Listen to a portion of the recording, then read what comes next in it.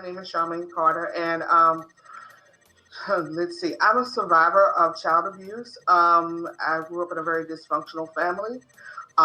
Writing was my passion. Ever since I was a kid, I tried to write on anything I can get my hands on, notebooks, paper towels, toilet paper, anything I could get my hands on to try to deal with the abuse that was going on.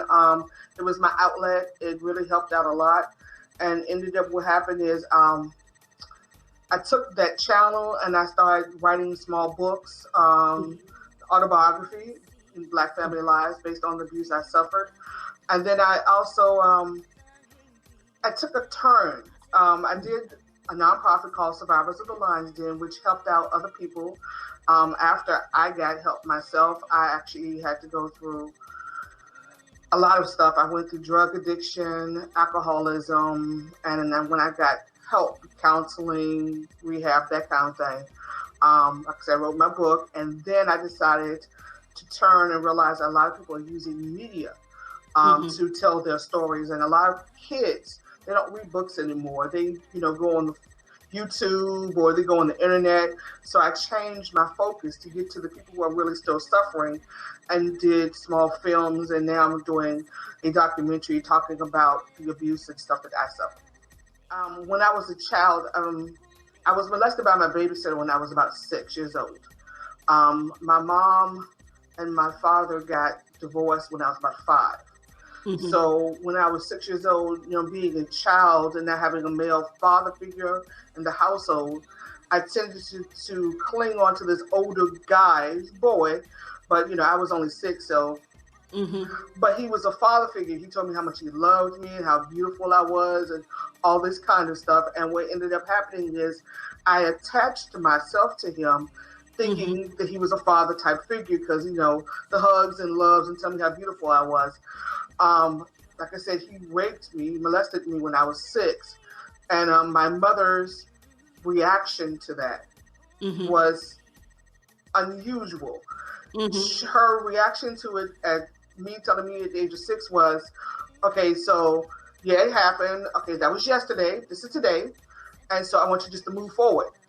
As if there was a switch that I could cut off and just move forward at the age of 6. And I didn't understand why she just assumed that I could just cut it off and move.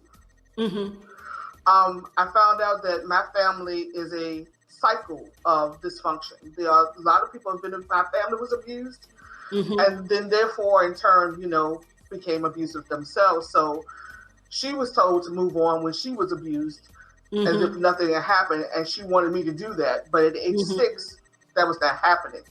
So I was told not to talk about it. That was yesterday. That was a bad thing. Don't talk about it. So I had to find some way of getting it out. I found out what real love was. 2 things. One is I had a godmother, God rest her soul, who actually showed me what love was. In fact, to the point where she wasn't really my godmother. I called her my godmother because she showed me love and kindness that my mom never did. She taught me how to love myself. She showed me by example of what real love is without any strings or any conditions.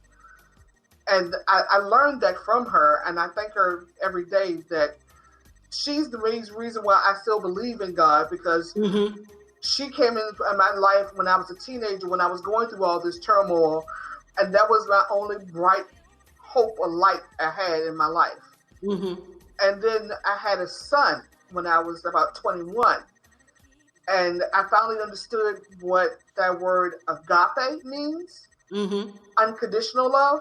I love my son no matter what he does and doesn't do. He loves me no matter what I do or don't do. And I never knew that. It took me a while to actually accept that. My son gave me love from the day he was born, but because of all the stuff that happened to me, it took me a while to even accept that kind of love. And because I didn't think I was worthy of that kind of love.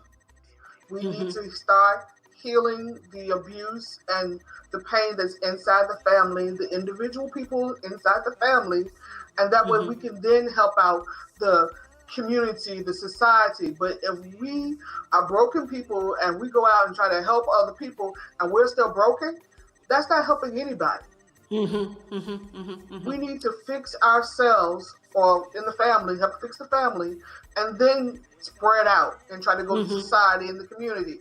Because all ends up happening is you're just putting a patch job over a brokenness. You understand? Yeah.